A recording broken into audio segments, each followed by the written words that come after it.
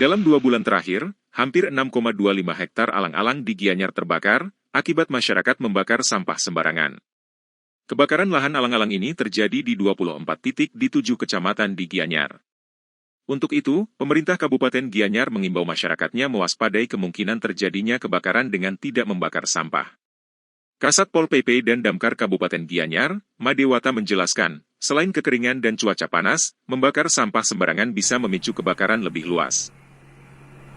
Baik, saya izin pimpinan, terkait dengan akhir-akhir ini memang banyak sekali kejadian kebakaran lahan maupun alang-alang.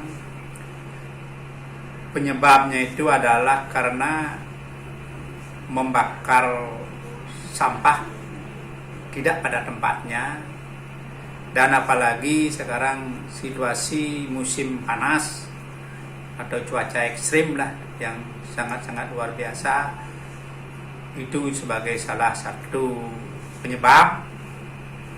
Dan sesuai data yang ada pada kami, sampai bulan Oktober ini 6,5 hektar lahan maupun alang-alang itu terbakar karena akibat membakar sampah.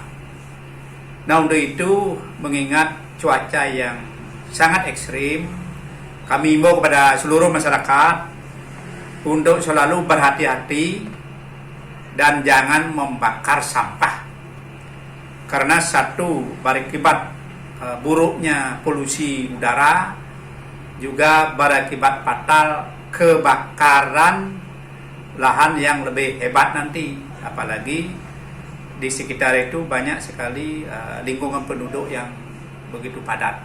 Untuk itu kami himbau kepada seluruh masyarakat untuk jangan membakar sampah. Tolong sampah itu ditanam sebagai pupuk organik, kompos, pupuk organik atau kompos yang bermanfaat bagi tanam-tanaman, dan atau buang pada tempatnya, sehingga kita semua terasa nyaman dan aman. Kira demikian.